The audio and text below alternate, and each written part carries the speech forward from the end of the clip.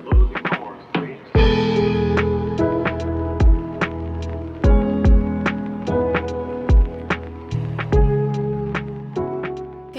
I hope you're all doing well and welcome to today's video. Today is a little bit of an impromptu video, I guess. I've been living in my downtown Portland apartment for almost 3 months now, and now that my apartment is in a place that I am just really loving, especially the living room, which is what we're going to be chatting about today. I just wanted to share some tips about like decorating your apartment, and I think it's especially hard when you're renting and like moving constantly to make that place feel like a home. So I have some tips about how to make your place feel extra, cozy and personal, and I'll go over where like I got everything from too. And if you guys are new here, hey, my name's Marisa.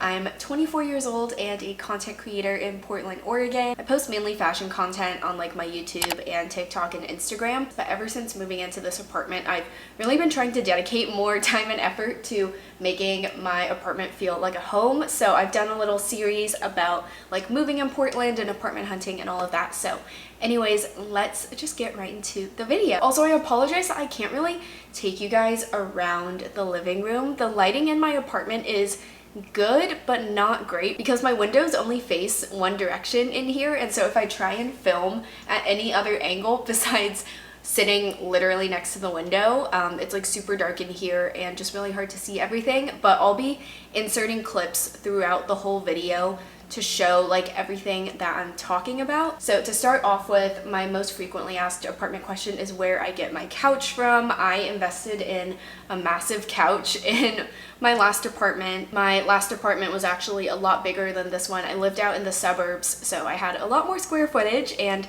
wanted a couch that would, really make the space feel full. So this is the Feathers sectional from Value Furniture. It's the 110-inch in their gray color. I believe it also comes in a beige, and there's like a couple different sizes you can choose from. I work from home and spend a ton of time on my couch, working or watching TV, so I wanted to have one that was really comfortable. It's a little bit of a dupe for the Restoration Hardware cloud sofa, but it is still quite the investment piece. I think it was around $2,000.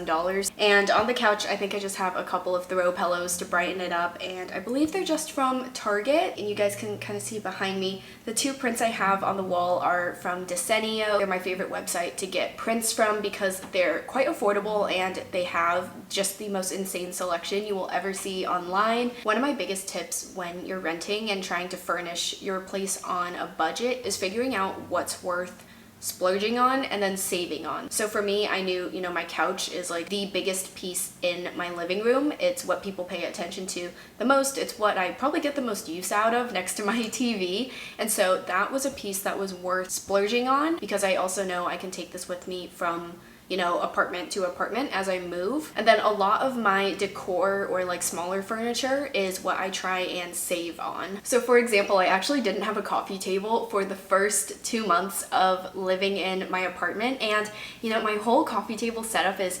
actually probably one of my favorite parts of my apartment now. I found this one on Amazon. I think it was around $100, which I thought was a great deal for just like the overall look of it. I think it's actually pretty sturdy for being Amazon furniture. I've had no complaints about it. It was really easy to assemble, but something like that for me personally, I just try and save a little bit more money on. And like I really tried to take my time furnishing this apartment and making sure that I loved every piece that I got. So I waited quite a while until I found the perfect coffee table, and I'm really glad that I did. My favorite thing about this coffee table is the little like bookshelf storage that it has in the middle. I've gotten into reading a lot more in the past year, so it's nice to like display all of my books there, and it doubles as kind of a bookshelf as well. And I also tried to decorate my coffee table on a budget. The gray like glass vase that I have, I believe is from Target or H&M. It was really affordable, like less than $15. It was just,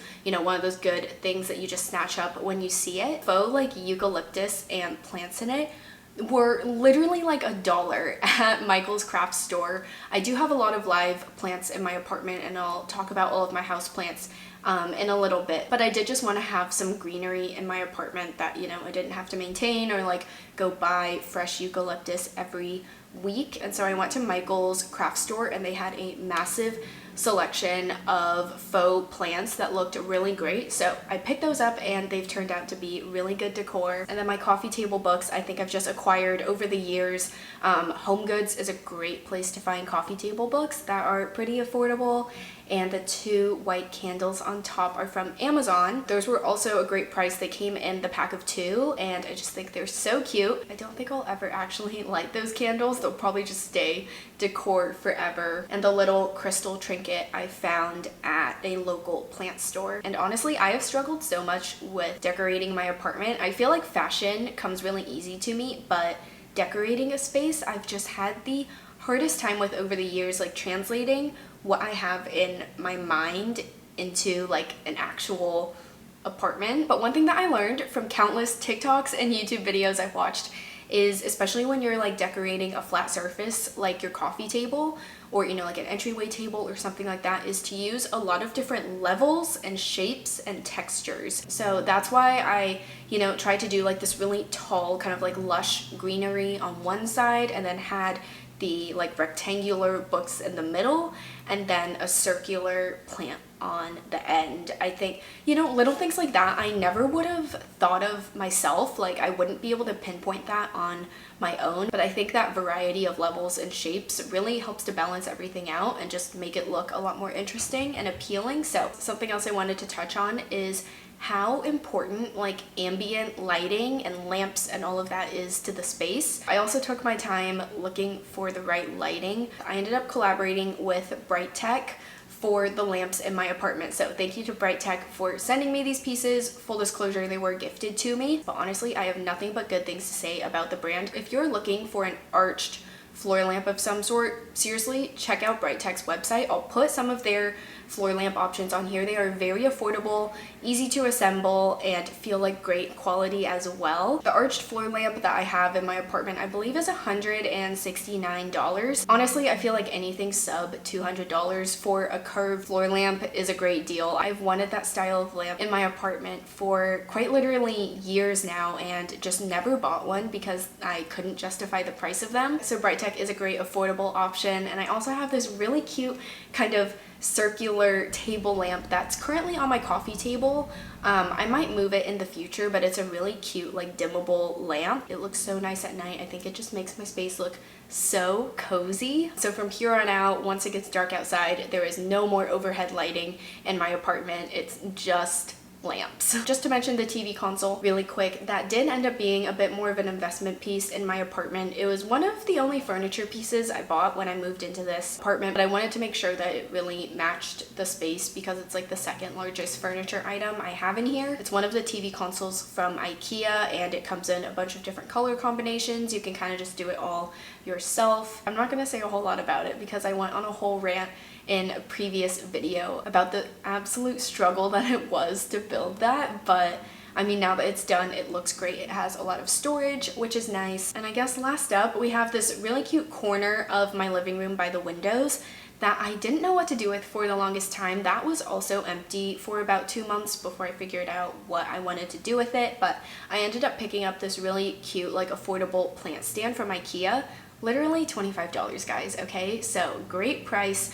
And I just ended up styling it with some things I already had in my apartment. My vision for it was to be more of a plant stand than anything else, and I think over time I'll add more plants to it and kind of take some of the decor off. And I think my favorite part about the plant stand is I think it's called a pothos plant that's hanging on the top of it. I've always wanted one of those plants, and I actually just picked that up yesterday from a local plant store. And I guess my last tip for making your space look really cozy and homey is to add some plants to it if you can. And you know, I didn't have any houseplants in my first 2 apartments and always wondered why the space looked so barren, I guess, and not very homey. And I think that there's just something about adding some greenery and like literally life to your apartment that makes it feel more homey. So I've been on a little bit of a houseplant kick, and I think I've bought 3 or 4 new houseplants ever since moving into this apartment, but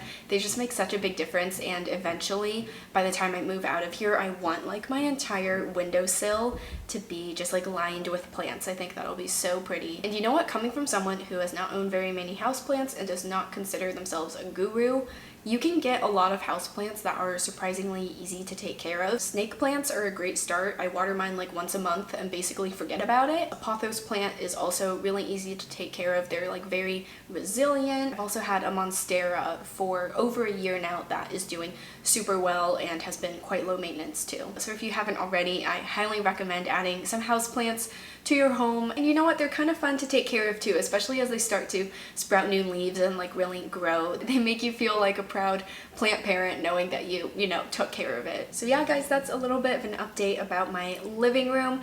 I am planning on doing a full apartment tour probably in the next month or so. So be on the lookout for that video if you guys want to see my empty apartment tour or some more apartment content when I was really like decorating and moving into the space. I will have all of that linked in my apartment playlist up here. And thanks so much for tuning in to my video. I hope to see you in my next one. Bye!